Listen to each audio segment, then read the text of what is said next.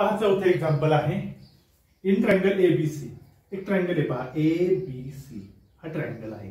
याच्यामध्ये कसं आहे AP is perpendicular to BC, म्हणजे सेगमेंट एपी जो आहे ना हा या बीसी साइडला परपेंडिक्युलर आहे पहा। आणि दुसरं काय म्हटलेलं आहे तर BQ is perpendicular to AC, म्हणजे सेगमेंट बीक्यू हा एसी या साइडला परपेंडिक्युलर आहे, इज राईट अँगल आहे।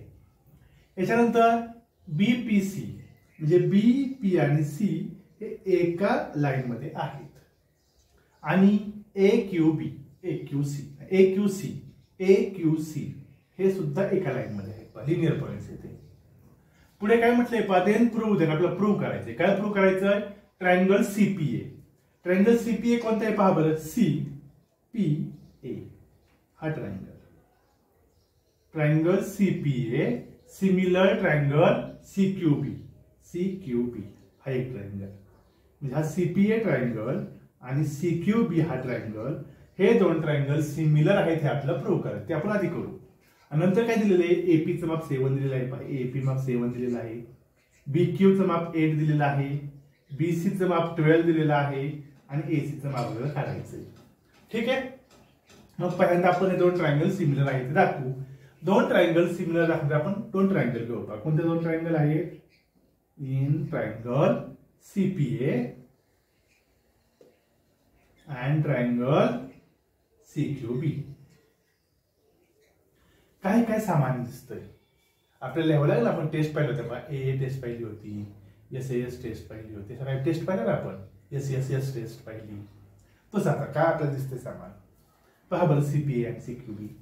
ह्या पहिला ट्रायंगल सीपीए आणि सीक्यूबी हे दोन अँगल पहा। हा सीपीए मधला हा राईट अँगल, हा राईट अँगल ट्रायंगल आहे आणि सीक्यूबी सुद्धा राईट अँगल हा राईट अँगल आहे, बरोबर आहे। म्हणजे दोन राईट अँगल आहेत आणि राईट अँगल असतं तर आपोआपच ते इच मेजर्स 90 डिग्री आहेत, म्हणजे आपण काय म्हणणार आहे पहा अँगल सीपीए कॉन्ग्रुएंट अँगल सीक्यूबी का इच मेजर्स 90 डिग्री।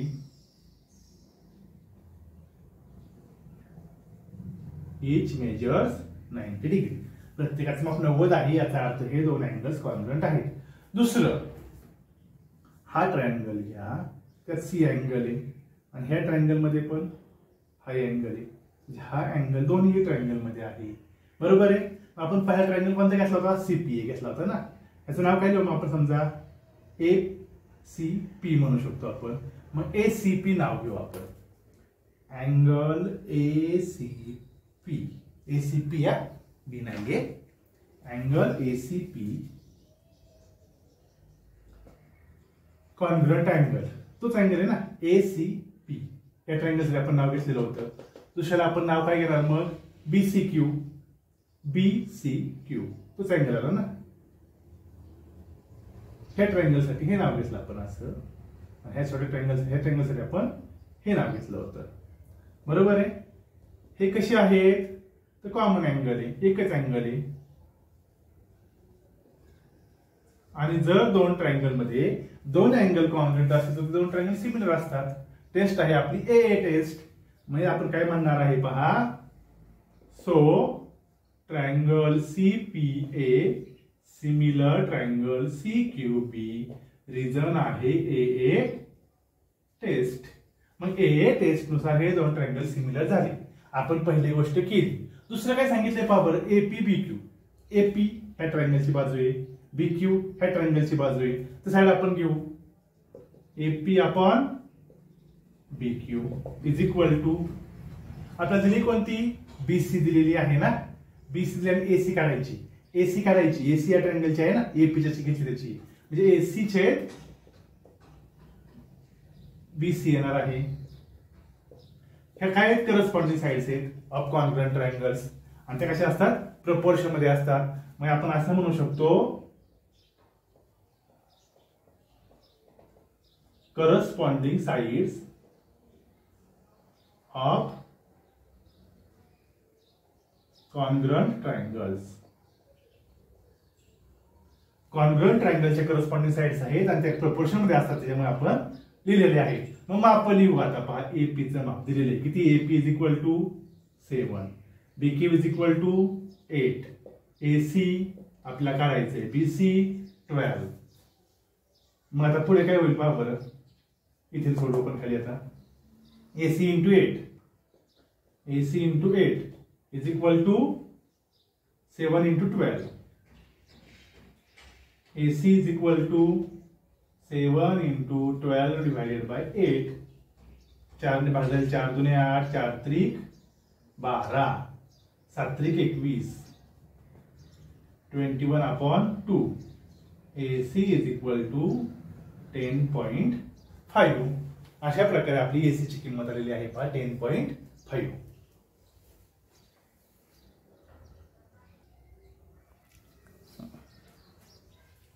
आता पहा पाचवं एक्झाम्पल आहे. In trapezium PQRS. PQRS हा एक ट्रॅपेझियम आहे पहा. या ट्रॅपेझियम मध्ये काय म्हटलंय पहा, side PQ parallel side SR. म्हणजे PQ आणि SR या दोन साइड एकमेकांना समांतर आहेत. आणि पुढे काय म्हटलंय पहा, तर AR is equal to 5AP. AR ह्याची लांबी 5AP एवढी आहे. आणि दुसरं काय म्हटलेलं आहे, AS is equal to 5AQ. AS ची लांबी 5AQ एवढी आहे. Then prove that SR is equal to 5PQ. मग आपल्याला प्रूव्ह काय करायचंय, तर SR हा 5 टाइम्स PQ 5PQ एवढा आहे. मग आपण कसं प्रूव्ह करू शकतो पहा बरं. आपल्याला काय करावं लागेल, हे दोन ट्रायंगल्स आहेत ना, हे दोन ट्रायंगल्स आपल्याला सिमिलर दाखवावे लागतील. मग हे दोन ट्रायंगल सिमिलर कसे दाखवणार, हा अँगल व्हर्टिकली अपोजिट अँगल्स आहेत. आपोआप आपल्याला कॉन्फिडंट येतील. दुसरी एखादी जोडी घ्यायची. मग आता कशी जोडी घेता येईल पहा बरं. हा अँगल आपण दाखवू व्हर्टिकली अपोजिट आहे. मला वाटतं ह्या अँगलला हा अँगल दाखवता येईल. कसं दाखवता येईल, या दोन पॅरलल लाईन्स आहेत आणि ही त्यांची ट्रान्सव्हर्सल आहे. मग पॅरलल लाईन आणि ट्रान्सव्हर्सल जर असतील ना, तर हे कसले अँगल्स आहेत, अल्टरनेट अँगल्स आहेत. आणि अल्टरनेट अँगल्स हे कॉन्ग्रुएंट असतात. मग आपण ते पहिल्यांदा दाखवू. म्हणजे आपण पहिल्यांदा काय लिहू पहा, तर side PQ parallel side SR. Side PQ parallel side SR and transversal कोणती आहे, QS. QS is transversal.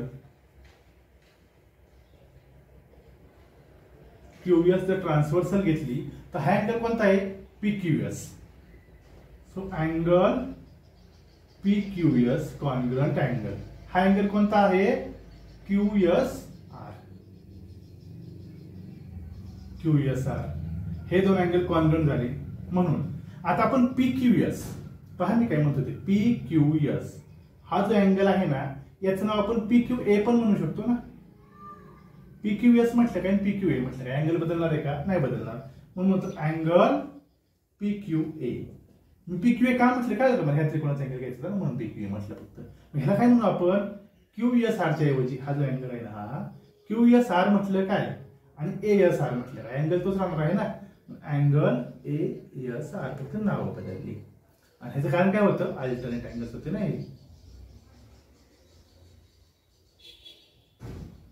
Alternate angles. आणि ह्याला आपण 1 नंबर म्हणू. ह्याचा आपल्याला वापर करायचा आहे ना. ह्याला 1 नंबर दिला. आता त्याला 1 नंबर दिल्यानंतर पुढे काय होते पहा बरं. आता मग दोन ट्रायंगल घेऊ. वरचा ट्रायंगल PQA, खालचा triangle SRA.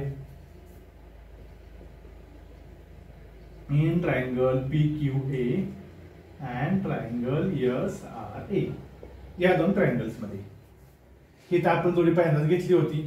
Angle PQA congruent angle ASR. हे कशावरून, फ्रॉम 1.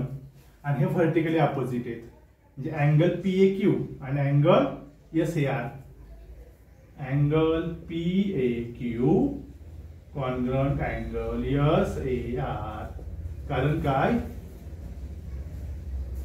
Vertically opposite angles.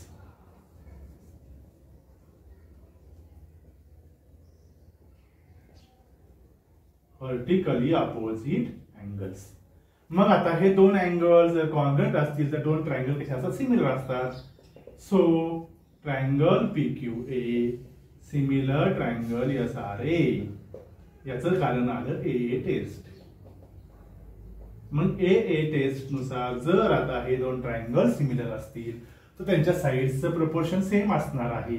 मग आपल्याला तेच दिलंय पहा, काय दिलं नाव पहा बरं, ए आर आणि एपी म्हटले ना, म्हणजे ए आर आणि एपी म्हटले, AP upon A R, AP upon A R घेऊ, plus A S upon A Q is equal to A Q upon A S. हा छोटा घेतलेला आहे, A Q upon A S कसंही चालतं, काही फरक पडत नाही, is equal to P Q upon S R.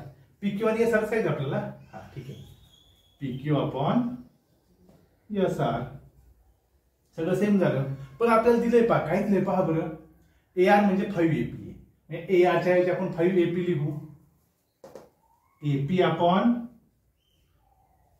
5 AP is equal to A Q आणि ए एस. एसच्या ऐवजी आपण काय लिहू, 5 ए क्यू लिहू, A Q upon 5 A Q is equal to P Q upon S R. एवढं fix झालं. मग आता पहा, एपी ला एपी गेलं, ए क्यू ला ए क्यू गेलं, शिल्लक काय होतं 1/5 1/5 राहिलं. So P Q upon S R is equal to 1/5 आलं. एपी ला एपी घालव किंवा ए क्यू ला ए क्यू, दोन ठिकाणी 1/5 शिल्लक राहिलं ना, मग cross multiplication S R is equal to 5 P Q, तेच आपल्याला प्रूव्ह करायचं होतं. So S R is equal to 5 P Q, hence prove. अशा प्रकारे आपण दिलेलं प्रूव्ह केलेलं आहे पहा.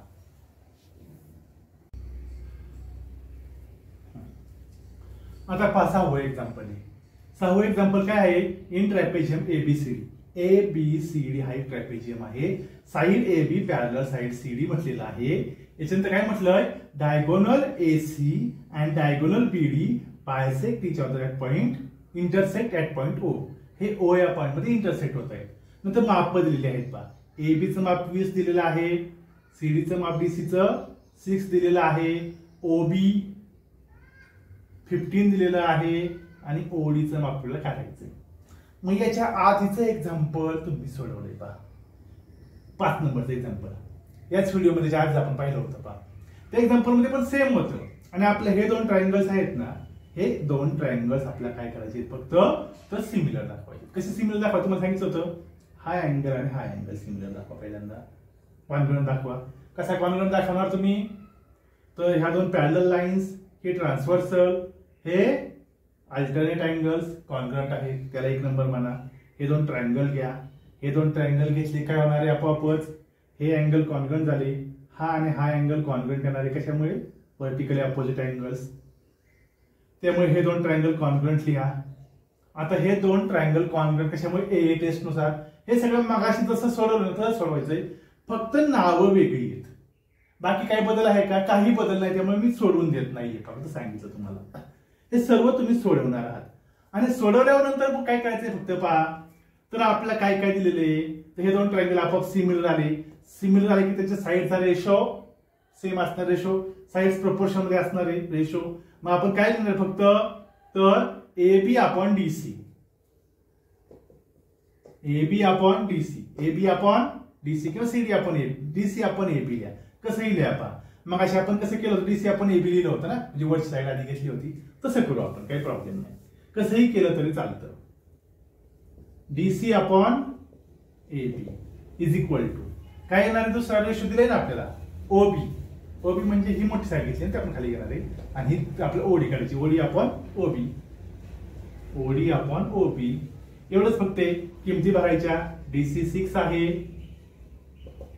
एबी किती आहे 20 आहे, इज इक्वल टू ओडीची किंमत आपल्याला काढायची आहे आणि ओबीची किंमत 15 दिलेली आहे. So OD into 20 is equal to 6 into 15. So OD is equal to 6 into 15 divided by 20. हे गुणिले 20 इकडे गेले की भागिले झाले, 5 ने भाग जाईल, 5 त्रिक 15, 5 चौक 20, परत 2 ने जाईल, बे 2 4, बे त्रिक 6, 3 त्रिक 9/2 येणार आहे. म्हणजे ओडी किती आलं पहा, 9/2. 9 ला 2 ने भाग उत्तर किती येणार आहे 4.5. हे ओळीचं माप येणार आहे. बाकी सगळं सोडवायचंय, फक्त एवढंच नाही सोडवायचं. तुम्हाला आजचे एक्झाम्पल मी जर सोडून दिले ना त्याच पद्धतीने बाकी सगळं आधी सोडवायचे, दोन ट्रायंगल सिमिलर दाखवायचे आणि त्याच्या खाली मग सोडवायचे. पहा, ठीक आहे.